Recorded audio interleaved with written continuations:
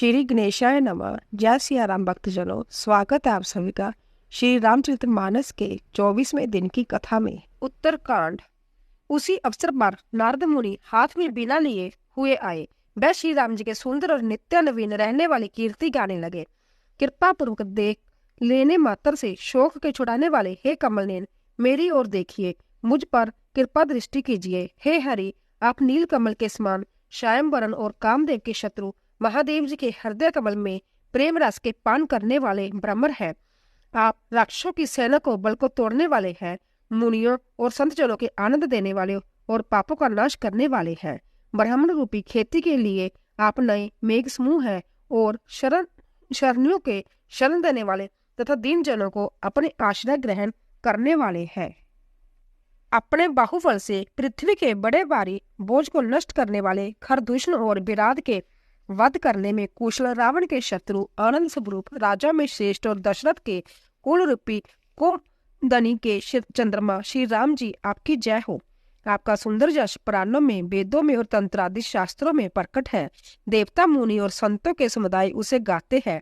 आप करुणा करने वाले और झूठे मत का नाश करने वाले सब प्रकार से कुशल श्री अयोध्या जी के भूषण है। आपका नाम कलयुग के पापों का मथ डालने वाला और ममता को मारने वाला है। हे तुलसीदास के प्रभु, शरणागत की रक्षा कीजिए। श्री रामचंद्र जी के गुण समूहों का प्रेम पूर्वक वर्णन करके मुनि नारद जी शोभा के समुद्र प्रभु को हृदय में धरकर जहाँ ब्रह्मा लोक है वहां चले गए। शिव जी कहते हैं, हे गिरिजे सुनो, मैंने जय उज्जवल कथा जैसी मेरी बुद्धि थी वैसी पूरी कह डाली। श्री राम जी के चरित्र 100 करोड़ अपार है। श्रुति और शारदा भी उनका वर्णन नहीं कर सकते। भगवान श्री राम जी अनंत है, उनके गुण अनंत है, जन्म कर्म और नाम भी अनंत है। जल की बूंदे और पृथ्वी के रजकण चाहे गिने जा सकते हो, पर श्री रघुनाथ जी के चरित्र वर्णन करने से नहीं चुकते। यह पवित्र कथा भगवान के परम पद को देने वाली है। इसके सुनने से अविचल भक्ति प्राप्त होती है। हे उमा, मैंने जब सब सुंदर कथा कही जो काकभुशुंडी जी ने गरुड़ जी को सुनाई थी।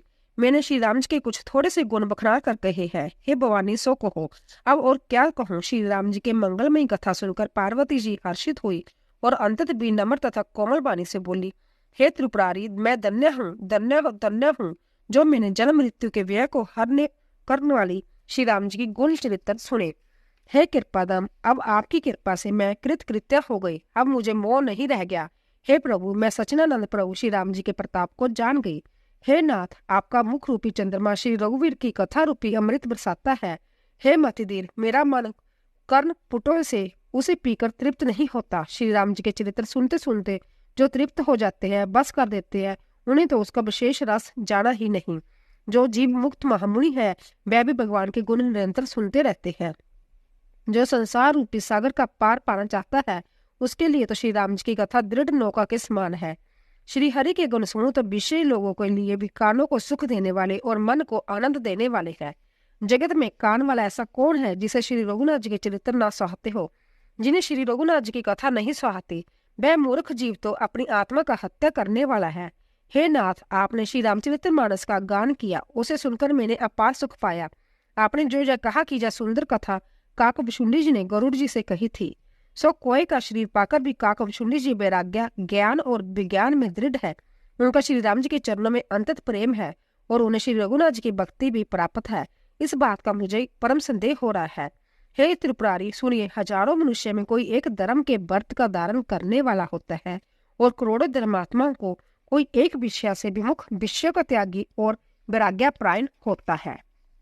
श्रुति कहती है कि करोड़ों विरक्तों में कोई एक ही यथार्थ ज्ञान को प्राप्त करता है और करोड़ों ज्ञानियों में कोई एक ही जीव मुक्त होता है। जगत में कोई बिरला ही ऐसा होगा। हजारों जीव मुक्तों में भी सब सुखों की खान ब्रह्मा में लीन विज्ञानवान पुरुष और भी दुर्लभ है। धर्मात्मा, वैराग्यवान, ज्ञानी, जीव मुक्त और ब्रह्मलीन, इन सब में भी हे देवादिदेव महादेव जी, वह प्राणी अंततः दुर्लभ है जो मद और माया से रहित होकर श्री राम जी की भक्ति के परायण हो। हे विश्वनाथ, ऐसी दुर्लभ हरि भक्ति को कोआ कैसे पा गया, मुझे समझाकर कहिए। हे नाथ, कहिए ऐसे श्री राम परायण, ज्ञानरित, गुणधाम और धीरबंधु वसुंडी जी ने कोय का शरीर किस धारण पाया। हे कृपालु, बताइए उस कोय ने प्रभु का जय पवित्र और सुंदर चरित्र कहाँ पाया। और हे कामदेव के शत्रु, यह भी बताइए आपने इसे किस प्रकार सुना। मुझे बड़ा भारी कौतूहल हो रहा है। गरुड़ जी तो महान ज्ञानी सद्गुणों के राशि श्रीहरि के सेवक और उनके अंतत निकट रहने वाले हैं। उन्होंने मुनियों के समूह को छोड़कर कोई से जाकर हरि कथा किस कारण सुनी? कहिए, काकभुशुंडी जी और गरुड़ इन दोनों हरि भक्तों की बातचीत किस प्रकार हुई? पार्वती जी की सरल सुंदर वाणी सुनकर शिव जी सुख पाकर आदर के साथ बोले, हे सती, तुम धन्य हो, तुम्हारी बुद्धि अंतत पवित्र है। श्री रघुनाथ जी के चरणों में तुम्हारा कम प्रेम नहीं है। अब वह परम पवित्र इतिहास सुनो, जिसे सुनने से सारे लोगों के भ्रम का नाश हो जाता है तथा श्री राम के चरणों में विश्वास उत्पन्न होता है और मनुष्य बिना ही परिश्रम संसार रूपी समुद्र से तर जाता है। पक्षीराज गरुड़ जी भी जाकर काकभुशुंडी से प्राय ऐसे ही प्रेषण किए थे। हे उमा, मैं वह सब आदर सहित कहूंगा, तुम मन लगाकर सुनो। मैंने जिस प्रकार वह भव जन्म मृत्यु से छुड़ाने वाली कथा सुनी है, हे स्मुखी, हे सुलोचनी, वह प्रसंग सुनो। पहले तुम्हारा अवतार दक्ष के गर्भ हुआ था, तब तुम्हारा नाम सती था। दक्ष के जग में तुम्हारा अपमान हुआ, तब तुमने अंतत क्रोध करके प्राण त्याग दिए और फिर मेरे सेवकों के जग विध्वंस कर दिया। वह सारा प्रसंग तुम जानती हो। तब मेरे मन में बड़ा सोच हुआ और हे प्रिय, मैं तुम्हारे वियोग से दुखी हो गया। मैं विरक्त भाव से सुंदर वन, पर्वत, नदी और तालाबों को दृश्य देखता फिरता था। सुमेरु पर्वत की उत्तर दिशा में और भी दूर एक बहुत ही सुंदर नील पर्वत है। उसके सुंदर स्वर्ण में शिखर है। 4 सुंदर शिखर मेरे मन को बहुत ही अच्छे लगे। उन शिखर में एक एक पर बरगद, पीपल, पाकर और आम का एक एक विशाल वृक्ष है। पर्वत के ऊपर एक सुंदर तालाब शोभित है, जिसकी मणियों को सीढ़ियां देखकर मन मोहित हो जाता है। उसका जल शीतल, निर्मल और मीठा है। उसमें रंग बिरंगे बहुत से कमल खिले हुए हैं। हंसगण मधुर स्वर से बोल रहे हैं और बोरे सुंदर गुंजार कर रहे हैं। उस सुंदर पर्वतवर में पक्षी काकभुशुंडी जी बसता है। उसका नाश कल्प के अंत में भी नहीं होता। मायाचित अनेकों गुण दोष, मोह का आदि अविवेक जो सारे जगत में छा रहे हैं, उस पर्वत के पास भी कभी नहीं फटकते। वहां बसकर जिस प्रकार वह काक हरि को बचता है, हे उमा, उसे प्रेम सहित सुनो। वह पीपल के वृक्ष के नीचे ध्यान धरता है, पाकर के नीचे जप जप करता है, आम की छाया में मानसिक पूजा करता है। श्री हरि के भजन को छोड़कर उसे दूसरा कोई काम नहीं। बरगद के नीचे वह श्री हरि की कथाओं को प्रसंग कहता है। वहां अनेकों पक्षी आते और कथा सुनते हैं। वह विचित्र रामचरित्र को अनेकों प्रकार से प्रेम सहित आदर पूर्वक गान करता है। सब निर्मल बुद्धि वाले हंस जो सदा उस तालाब पर बसते हैं, उसे सुनते हैं। जब मैंने वहां जाकर यह कौतुक दृश्य देखा, तब मेरे हृदय में विशेष आनंद उत्पन्न हुआ। तब मेरे हंस का शरीर दान कर कुछ समय वहां निवास किया और श्री रघुनाथ जी के गुणों का आदर सहित सुनकर फिर कैलाश को लौट आया। हे गिरिजे, मैंने वह सब इतिहास कहा जिस समय मैं काकभुशुंडी जी के पास गया था। अब वह कथा सुनो जिस कारण से पक्षी कुल के ध्वजा गरुड़ जी उस काक के पास गए थे। जब श्री रघुनाथ जी ने ऐसी रण लीला की जिस लीला का स्मरण करने से मुझे लज्जा होती है, मेघनाथ के हाथों अपने को बंधा लिया, तब नारद मुनि ने गरुड़ को भेजा। सर्पों के बक्षक गरुड़ जी बंधन काट कर गए। तब उनके हृदय में बड़ा भारी विषाद उत्पन्न हुआ। प्रभु के बंधन को स्मरण करके सर्पों के शत्रु गरुड़ जी बहुत प्रकार से विचार करने लगे। जो व्यापक, विकार रहित, वाणी के पति और माया मोह से परे ब्रह्मा परमेश्वर है। मैंने सुना था कि जगत में उन्हीं का अवतार है, पर मैंने उस अवतार का प्रभाव कुछ भी नहीं देखा। जिनका नाम जप कर मनुष्य संसार के बंधन से छूट जाते हैं, उन्हीं राम को एक तुच्छ राक्षस ने नागपाश से बांध दिया। गरुड़ जी ने अनेकों प्रकार से अपने मन को समझाया, पर उन्हें ज्ञान नहीं हुआ। हृदय में ब्रह्म और भी अधिक छा गया। दुख से दुखी होकर मन में कुतर्क बढ़ाकर वह तुम्हारी ही भांति मोहवश हो गया। व्याकुल होकर वह देव ऋषि नारद जी के पास गए और मन में जो संदेह था वह उनसे कहा। सुनकर नारद जी को अंतत दे आई। उन्होंने कहा, हे गरुड़, सुनिए, श्री राम जी की माया बड़ी ही बलवती है, जो ज्ञानियों के चित्त को भी बलिवाती हरण कर लेती है और उनके मन में जबरदस्ती बड़ा भारी मोह उत्पन्न कर देती है, तथा जिसने मुझको भी बहुत बार नचाया है। हे पक्षीराज, वही माया आपको भी व्याप गई है। हे गरुड़ जी, आपके हृदय में बड़ा भारी मोह उत्पन्न हो गया, जब मेरे समझाने से तुरंत नहीं मिटेगा। अंत हे पक्षीराज, आप ब्रह्मा जी के पास जाइए और वहां जिस काम के लिए आदेश मिले वही कीजिएगा। ऐसा कहकर परम सुजान देव ऋषि जी नारद जी श्री राम जी के गुणगान करते हुए और बार बार श्री हरि को माया का वल वर्णन करते हुए चले। तब पक्षीराज जी गरुड़ ब्रह्मा जी के पास गए और अपना संदेह उन्हें कह सुनाया। उसे सुनकर ब्रह्मा जी ने श्री रामचंद्र जी को सिर नवाया और उनके प्रताप को सुनकर उनके अंतत प्रेम छा गया। ब्रह्मा जी मन में विचार करने लगे कि कवि, कोविद और ज्ञानी सभी माया के वश में है। भगवान की माया का प्रभाव असीम है, जिसने मुझको अनेकों बार नचाया है। जब सारा चर्चा जगत तो मेरा रचा हुआ है, जब मैं ही मायावश नाचने लगता हूँ तब पक्षीराज गरुड़ को मोह होना कोई आश्चर्य की बात नहीं है। तदंतर ब्रह्मा जी सुंदर बाणी बोले, श्री राम जी की महिमा को महादेव जी जानते हैं। हे गरुड़, तुम शंकर जी के पास जाओ। हे तात, और कहीं किसी से न पूछना, तुम्हारे संदेह का नाश वही होगा। ब्रह्मा जी का वचन सुनते ही गरुड़ जी चल दिए। तब बड़ी आतुरता से पक्षीराज गरुड़ मेरे पास आए। हे उमा, उस समय मैं कुबेर के घर जा रहा था और तुम कैलाश पर थे। गरुड़ ने आदरपूर्वक मेरे चरणों में सिर नवाया, फिर मुझको अपना संदेश सुनाया। हे भवानी, उनकी विनती और कोमल वाणी सुनकर मैंने प्रेम से उनसे कहा, हे गरुड़, तुम मुझे रास्ते में मिले हो, राह चलते मैं तुम्हें किस प्रकार समझाऊं। सब संदेह का तो भी तभी नाश हो जब दीर्घ काल तक सत्संग किया जाए और वहां सत्संग में सुंदर हरि कथा सुनी जाए, जिसे मुनियों ने अनेकों प्रकार गाया है और जिसके आदि मध्य और अंत में भगवान श्री रामचंद्र ही प्रतिपाद प्रभु है। हे भाई, जहाँ प्रतिदिन हरि कथा होती है तुमको मैं वही बचता हूँ, तुम जाकर उसे सुनो। उसे सुनते ही तुम्हारा सब संदेह दूर हो जाएगा और तुम्हें श्री राम जी के चरणों में अंतत प्रेम होगा। सत्संग के बिना हरि की कथा सुनने की नहीं मिलती, उसके बिना मोह नहीं भागता और मोह के गए बिना श्री राम जी के चरणों में अचल प्रेम नहीं होता। बिना प्रेम के केवल जोग तप ज्ञान और वैराग्य आदि के करने से श्री रघुनाथ जी नहीं मिलते। अतएव तुम सत्संग के लिए वहां जाओ जहां उत्तर दिशा में एक सुंदर नील पर्वत है। वहां परम सुशील काकभुशुंडी जी रहते हैं। वह राम भक्ति के मार्ग में परम प्रवीण है, ज्ञानी है, गुणों के दाम है और बहुत ही काल के हैं। मैं निरंतर श्री रामचंद्र जी की कथा कहते रहते हैं, जिसे भांति भांति के श्रेष्ठ पक्षी आदर सहित सुनते हैं। वहां जाकर श्री हरि के गुण समूह को सुनो, उनके सुनने से मोह से उत्पन्न तुम्हारा दुख दूर हो जाएगा। मैंने उसे जब सब समझा कर कहा तब वह मेरे चरणों में सिर नवाकर हर्षित होकर चला गया। हे उमा, मैंने उसको इसीलिए नहीं समझाया कि मैं श्री रघुनाथ जी की कृपा उसका मर्म भेद पा गया था। उसने कभी अभिमान किया होगा जिसको कृपा निधान श्री राम जी नष्ट करना चाहते हैं। फिर कुछ इस कारण भी मैंने उसको अपने पास नहीं रखा कि पक्षी पक्षी की ही बोली समझते हैं। हे भवानी, प्रभु की माया बलवती है, ऐसा कौन ज्ञानी है जिसे वह ना मोह सके। जो ज्ञानियों में भी और भक्तों में भी श्रोमणी है एवं त्रिभुवनपति भगवान के वाहन है, उन गरुड़ को भी माया ने मोह लिया। फिर भी नीच मनुष्य मूर्खतावश घमंड किया करते हैं। जब शिवजी और ब्रह्मा जी को भी मोह लेती है तब दूसरा बेचारा क्या चीज है। जी में ऐसा जानकर ही मुनि लोग उस माया के स्वामी भगवान का भजन करते हैं। गरुड़ जी वहां गए जहां निर्वाध बुद्धि और पूर्ण भक्ति वाले काकभुशुंडी जी बसते थे। उस पर्वत को देखकर उनका मन प्रसन्न हो गया। उसके दर्शन से सब माया मोह तथा सोच जाती रही। तालाब में स्नान और जलपान करके वह प्रसन्न चित्त से बट वृक्ष के नीचे गए। वहां श्री राम जी के सुंदर चरित्र सुनने के लिए बूढ़े बूढ़े पक्षी आए हुए थे। भुशुंडी जी कथा आरंभ करना ही चाहते थे कि उसी समय पक्षीराज गरुड़ जी वहां जा पहुंचे। पक्षियों के राजा गरुड़ जी को आते देखकर काकभुशुंडी सहित सारा पक्षी समाज हर्षित हुआ। उन्होंने पक्षीराज गरुड़ जी का बहुत आदर सत्कार किया और स्वागत कुशल पूछकर बैठने के लिए सुंदर आसन दिया। फिर प्रेम सहित पूजा करके काकभुशुंडी जी मधुर वचन बोले, हे नाथ, हे पक्षीराज, आपके दर्शन से मैं कृतार्थ हो गया। आप जो आज्ञा दे मैं अब वही करूं। हे प्रभु, आप किस कार्य के लिए आए हैं। पक्षीराज गरुड़ जी ने कोमल वचन कहे, आप तो सदा ही कृतार्थ रूप है, जिनकी बड़ाई संज्ञा महादेव जी ने आदर पूर्वक अपने श्री मुख से की है। हे तात, सुनिए, मैं जिस कारण से आया हूँ वह सब कार्य तो जहाँ आते ही पूरा हो गया। फिर आपके दर्शन भी प्राप्त हो गए।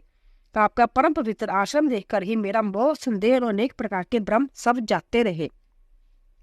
अब हे तात, आप मुझे श्री राम जी की अंतत पवित्र करने वाली, सदा सुख देने वाली और दुख समूह का नाश करने वाली कथा आदर सहित सुनाइए। हे प्रभु, मैं बार बार आपसे यही बेनती करता हूँ। गरुड़ जी की विनम्र, सरल, सुंदर, प्रेमयुक्त, सुखप्रद और अंतत पवित्र वाणी सुनते ही भुशुंडी जी के मन में परम उत्साह हुआ और वह श्री रघुनाथ जी के गुणों की कथा कहने लगे। हे भवानी, पहले तो उन्होंने बड़े ही प्रेम से रामचरितमानस सरोवर का रूप को समझाकर कहा, फिर नारद जी का अपार मोह और फिर रावण का अवतार कहा, फिर प्रभु के अवतार की कथा वर्णन की। तदंतर मन लगाकर श्री राम जी की बाल लीलाएं कही। मन में परम उत्साह भरकर अनेकों प्रकार की बाल लीलाएं कहकर फिर ऋषि विश्वामित्र जी का अयोध्या आना और श्री रघुवीर जी का विवाह वर्णन किया। फिर श्री राम जी के राज्याभिषेक का प्रसंग, फिर राजा दशरथ जी के वचन से राजरस राज्याभिषेक के आनंद में भंग पड़ना, फिर नगर निवासियों का विरह विषाद, श्री राम जी लक्ष्मण का संवाद कहा। श्री राम जी का वनगमन, केवट का प्रेम, गंगा जी से पार उतरकर प्रयाग निवास में वाल्मीकि जी और प्रभु श्री राम जी का मिलन और जैसे भगवान चित्रकूट में बसे वह सब कहा। फिर मंत्री समुंदर जी का नगर में लौटना, राजा दशरथ जी का मरण, भरत जी का अयोध्या आना और उनके प्रेम का बहुत वर्णन किया। राजा की अंत्येष्टि क्रिया करके नगर निवासियों के साथ लेकर भरत जी वहां गए जहाँ सुख की राशि प्रभु श्री रामचंद्र जी थे। फिर श्री रघुनाथ जी ने उनको बहुत प्रकार से समझाया, जिससे वह खंडाऊ लेकर अयोध्यापुरी लौट आए। यह सब कथा कही। भरत जी की नंदीग्राम में रहने की रीति, इंद्रपुत्र जयंत की नीच करनी और फिर प्रभु श्री रामचंद्र जी और अत्रि जी का मिलाप वर्णन किया। जिस प्रकार विराट का वध हुआ और श्रृंग जी शरीर त्याग किया, वह प्रसंग कहकर फिर सुतीक्ष्णा जी का प्रेम वर्णन करके प्रभु और अकस्या जी का सत्संग वृतांत कहा। दंड वन का पवित्र करना कहकर फिर बसुंडी जी ने ग्रंथराज के साथ मित्रता का वर्णन किया। फिर जिस प्रकार प्रभु पंचवटी में निवास किया और सब मुनियों के व्यय का नाश किया, और फिर जैसे लक्ष्मण जी को अनुपम उपदेश दिया और शूर्पणखा को कुरूप किया, वही सब वर्णन किया। फिर खरदूषण वध और जिस प्रकार रावण ने सब समाचार जाना, वह बखनाकर कहा, तथा जिस प्रकार रावण और मारीच को बातचीत हुई, वह सब उन्होंने कही। फिर माया सीता हरण और श्री रघुवीर के विरह का कुछ वर्णन किया। फिर प्रभु ने गिद्ध जटाजु की जिस प्रकार क्रिया की, कवंदन का वध करके शबरी के परम गति दी, और फिर जिस प्रकार विरह वर्णन करते हुए श्री रघुवीर जी पाप संसार से तीर गए, वहां सब कहा। प्रभु और नारद जी का संवाद और मारुति के मिलने का प्रसंग कहकर फिर सुग्रीव जी से मित्रता और बाली के प्राण नाश का वर्णन किया। सुग्रीव का राज तिलक करके प्रभु ने प्रवर्षण पर्वत पर निवास किया। वह तथा वर्ष और शरद का वर्णन श्री राम जी का सुग्रीव पर रोष और सुग्रीव का व्यय आदि प्रसंग कहे। जिस प्रकार वानर सुग्रीव ने वानरों को भेजा और वह सीतापति की खोज में जिस प्रकार सब दिशा में गए, जिस प्रकार उन्होंने बिल में प्रवेश किया और फिर जैसे वानरों को संपाति मिला, वह कथा कही। संपाति ने सब कथा सुनकर पवन पुत्र हनुमान जी जिस तरह अपार समुद्र को लांग गए, फिर हनुमान जी ने जैसे लंका में प्रवेश किया और फिर जैसे सीता जी को धीरज दिया, सो सब कहा। अशोक वन को उजाड़कर रावण को समझाकर लंकापुरी को जलाकर फिर जैसे उन्होंने समुद्र को लांगा और जिस प्रकार सब बानर वहां आए जहाँ श्री रघुनाथ जी थे और आकर श्री जानकी जी की कुशल सुनाई। फिर जिस प्रकार सेना सहित श्री रघुवीर जाकर समुद्र के तट पर उतरे और जिस प्रकार विभीषण जी की आकर उनसे मिले, वह सब और समुद्र बांधने की कथा उसने सुनाई। पुल बांधकर जिस प्रकार बानरों की सेना समुद्र के पार उतरी और जिस प्रकार वीर श्रेष्ठ बालीपुत्र अंगद दुतवन कर गए, वह सब कहा। फिर राक्षसों और बानरों के युद्ध का अनेकों प्रकार से वर्णन किया। फिर कुंभकर्ण और मेघनाथ के बल, पुरुषार्थ और संहार कथा कही। नाना प्रकार के राक्षस समूह के मरण तथा श्री रघुनाथ जी और रावण के अनेक प्रकार के युद्ध का वर्णन किया। रावण वध, मंदोदरी का शोक, विभीषण का राज्याभिषेक और देवताओं का शोक रहित होना कहकर फिर सीता जी और श्री रघुनाथ जी का मिलाप कहा। जिस प्रकार देवताओं ने हाथ जोड़कर स्तुति की और फिर जैसे बानरों समेत पुष्प विमान पर चढ़कर कृपाधाम प्रभु अवधपुरी को चले, वह कहा। जिस प्रकार श्री रामचंद्र जी अपने नगर में आए, वह सब उज्जवल चरित्र का कबशुंडी जी ने विस्तार पूर्वक वर्णन किए। फिर उन्होंने श्री राम जी का राज्याभिषेक कहा। शिव जी कहते हैं अयोध्यापुरी का और अनेक प्रकार की राजनीति का वर्णन करते हुए कहा। बसुंडी जी ने वह सब कथा कही जो भवानी मैंने तुमसे कही। सारी राम कथा सुनकर पक्षीराज गरुड़ जी मन में बहुत उत्साहित होकर वचन कहने लगे। श्री रघुनाथ जी के सब चरित्र मैंने सुने, जिसमें मेरा संदेह जाता रहा। हे काक श्रोमणी, आपके अनुग्रह से श्री राम जी के चरणों में मेरा प्रेम हो गया। युद्ध में प्रभु का नागपाश से बंधन देखकर मुझे अंतत मोह हो गया था कि श्री राम जी तो सच्चिदानंद है, वह किस कारण व्याकुल है। बिल्कुल ही लौकिक मनुष्य का सच्चरित्र देखकर मेरे हृदय में भारी संदेह हो गया। मैं अब उस ब्रह्म संदेह को अपने लिए हित करके समझता हूँ। कृपा निधान ने मुझ पर यह बड़ा अनुग्रह किया है। जो धूप से अंतत व्याकुल होता है, वही वृक्ष की छाया का सुख जानता है। हे तात, यदि मुझे अंतत मोह न होता तो मैं आपसे किस प्रकार मिलता और कैसी अंतत विचित्र जय सुंदर हरि कथा सुनता जो आपने बहुत प्रकार से गाई। वेद शास्त्र और पुराणों का यही मत है। सिद्ध और मुनि भी यही कहते हैं। इसमें संदेह नहीं कि सच्चे संत उसी को मिलते हैं जिसे श्री राम जी की कृपा करके देखते हैं। श्री राम जी की कृपा से मुझे आपके दर्शन हुए और आपकी कृपा से मेरा संदेह चला गया। पक्षीराज गरुड़ जी की बीने और प्रेम युक्त बाणी सुनकर काकभुषुंडी जी का शरीर पुलकित हो गया। उनके नेत्र में जल भर आया और वह मन में अंत्यत हर्षित हुए। हे उमा, सुंदर बुद्धि वाले, सुशील, पवित्र, कथा के प्रेमी और हरि के सेवक श्रोता को पाकर सज्जन अंतत गोपनीय सबके सामने प्रकट न करने योग्य रहस्य को भी प्रकट कर देते हैं। काकभुशुंडी जी ने फिर कहा, पक्षीराज पर उनका प्रेम कम न था, अर्थात वो था, हे नाथ, आप सब प्रकार में मेरे पूज्य हो और श्री रघुनाथ जी के कृपा पात्र हो। आपका ना संदेह है और ना मोह अथवा ना माया ही है। हे नाथ, आपने तो मुझ पर दया की है। हे पक्षीराज, मोह के बहाने श्री रघुनाथ जी ने आपको जहां भेजकर मुझे बढ़ाई दी है। हे पक्षी के स्वामी, आपने अपना मोह कहा सो हो गसाई, जय कुछ आचार्य नहीं। नारद जी, शिव जी, ब्रह्मा जी, सनकादि जो आत्म तत्व के मर्ग और उसका उपदेश करने वाले श्रेष्ठ मुनि है, उनमें से भी किस किस को मोह ने विवेक शून्य नहीं किया।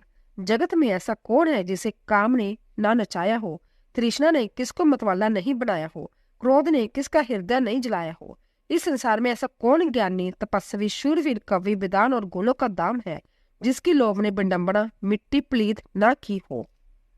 लक्ष्मी के मद में किसको टेढ़ा और प्रभुता ने किसको बहरा नहीं किया हो। ऐसा कौन है जिसे जुबती स्त्री के नेत्र बाण न लगे हो।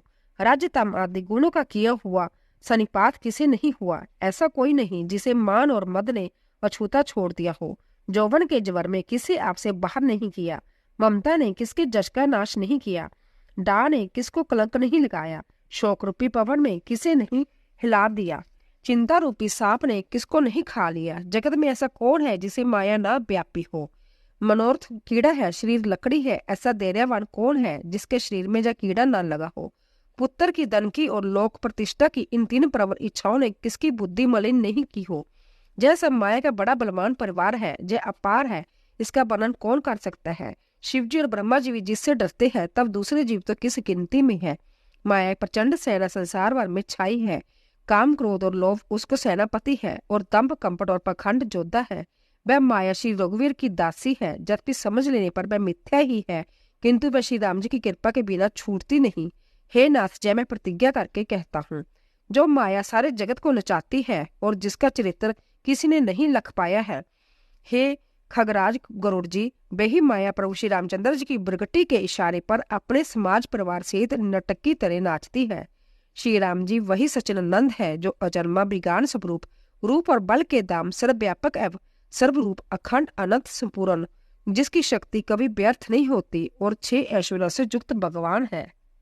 वह निर्गुण, महान, बानी और इंद्रियों से परे सब कुछ देखने वाले, निर्दोष, अजय, ममता रहित, निराकार, मोह रहित, नित्य, माहिरित, सुखी, राशि, प्रकृति से परे, प्रभु सदा सबके हृदय में बसने वाले, इच्छा रहित, विकार रहित, अविनाशी ब्रह्म है। जहाँ श्री राम में मोह का कारण ही नहीं, क्या अंधकार का समूह कभी सूर्य के सामने जा सकता है।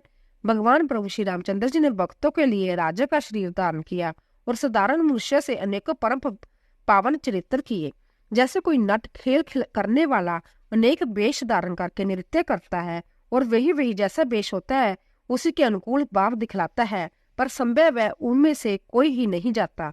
हे गरुड़ जी, ऐसी श्री रघुनाथ जी की जय लीला है जो राक्षसों को विशेष मोहित करने वाली और भक्तों को सुख देने वाली है। हे स्वामी, जो मनुष्य मलिन बुद्धि, विश्व के वश और कामी है, वह ही प्रभु पर इस प्रकार का मोह का आरोप करते हैं। जब जिसको नेत्र दोष होता है तब वह चंद्रमा को पीले रंग का कहता है। हे पक्षीराज, जब जिसे दिशा भ्रम होता है तब वह कहता है कि सूर्य पश्चिम में उदय होता है। नौका पर चढ़ा हुआ मनुष्य जगत को चलता हुआ देखता है और मोहवश अपने को अचल समझता है। बालक घूमते हैं, घर आदि नहीं घूमते, पर वह आपस में एक दूसरे को झूठा कहते हैं। हे गरुड़ जी, श्री हरि के विषय में मोह की कल्पना भी ऐसी ही है। भगवान में तो स्वप्न में भी अज्ञान का प्रसंग नहीं है, किंतु जो माया के वश, मंद बुद्धि और भाग्यहीन है और जिनके हृदय पर अनेकों प्रकार के पर्दे पड़े हैं, वह मूर्ख हट के वश होकर संदेह करते हैं और अपना अज्ञान श्री राम जी पर आरोपित करते हैं। जो काम, क्रोध, मद और लोभ में रत है और दुख रूप घर में असक्त है, वह श्री रघुनाथ जी को कैसे जान सकते हैं। वह मूर्ख तो अंधकार रूपी कुएं में पड़े हुए है।